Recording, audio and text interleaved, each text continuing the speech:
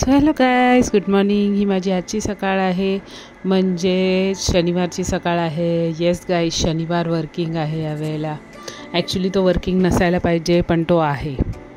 So we can't help it. आणि actually आमची exam आहे, सो आमची म्हणजे मुलांची एक्झाम आहे, सो तो वर्किंग शनिवार आहे.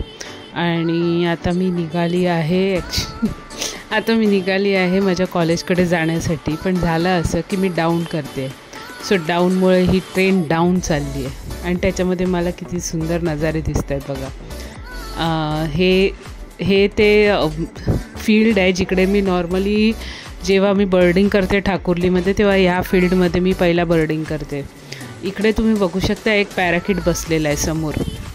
सो हे आमचे स्पॉटिंग असतात, असं आम्हाला स्पॉट करावे लागतात बर्ड्स. आणि झालं असं की तो थोडा वेळ पहिले तिथे उडत होता आणि त्यानंतर तो सेटल झाला, त्यामुळे मला समजलं की तिथे तो पॅराकिट आहे. आता तो दुसऱ्या कॉर्नरला गेला आहे आणि तिथे तो स्पॉट झाला. तो बघा, त्याचं जे सगळं चालू होतं ना, ते मी माझ्या मोबाईलच्या कॅमेऱ्यावरूनच कॅप्चर केलं. आणि सॅटर्डे संडे कदाचित पक्ष्यांना पण माहिती असतं वाटतं आम्हाला सुट्टी असते म्हणून हे बाहेर येऊन नाचत असतात. I don't know the logic, but yes, जेव्हा सुट्टी असते तेव्हा मला हे सगळे नजारे दिसतात. आणि मग आणि हे ॲक्च्युली आहे म्हैसोबा नगर, म्हणून तिथे तुम्हाला म्हैस पण दिसेल. म्हणून नाही, पण फील्ड्समध्ये आहे, तिकडच्या फील्डमध्ये. आणि ॲक्च्युली त्या एरियाला म्हैसोबा नगर म्हणतात आमच्या इकडचं. हे एक फ्लाईटमध्ये एक सी बर्ड दिसला, जो तिथे फ्लाईटमध्ये होता. त्यानंतर हा घाटकोपर मेट्रोचा प्रवास, उभ्या बसल्या प्रवास. आधी उभी होती, त्याच्यानंतर थोडं बसायला मिळालं सीट. आणि येस, जातानाचा प्रवास थोडा व्यवस्थित होता, कारण मी डाऊन केलं असल्यामुळे मला बसायला पण सीट मिळाली फर्स्ट क्लासमध्ये आणि जाताना पण सीट मिळाली. आणि इथे कबुतरं नव्हती, तेव्हा मी जाऊन त्याचा शोध घेतला त्याचा. तेव्हा ती कबुतरं कुठे होती बघा, ती झाडावर आहेत, उडतायत. म्हणजे मला आता समजलं, जर मला खाली कबुतरं दिसली नाही तर मला कुठे त्याचं संशोधन करायचं आहे. त्यानंतर मी निघाली होती माझ्या कॉलेजमध्ये जाण्यासाठी. आणि येस, अशा रीतीने ट्रॅफिकला मागे टाकत मी निघालेली आहे आणि जायचं आहे. आणि विचार केला आहे की आज एक बंडल जो राहिलेला, त्याच्यातले 4-5 पेपर राहिलेले, तेवढे तरी होऊन जाऊ दे. झाले, नशिबाने तेवढे झाले. आणि त्याचं मार्क्सचं वगैरे एंट्री पण झाली, त्या पेपर्सच्या मार्क्सची वगैरे. आणि पुढचा पण बंडलचे 3 पेपर झाले. पण आता मंडेला सबमिशन सांगितलं मॅडमनी, तर मंडेला जाऊन सबमिशन पण करायचं आहे. सो मंडेला परत सबमिशन असणार आहे माझ्या पेपर्सचं. आत्तापर्यंत झाले तर माझे 125. सो 125चं सबमिशन असणार आहे, पेपर्सचं सबमिशन असणार आहे. आणि आता मी निघालेली आहे परत. हा रस्ता तिकडचाच आहे.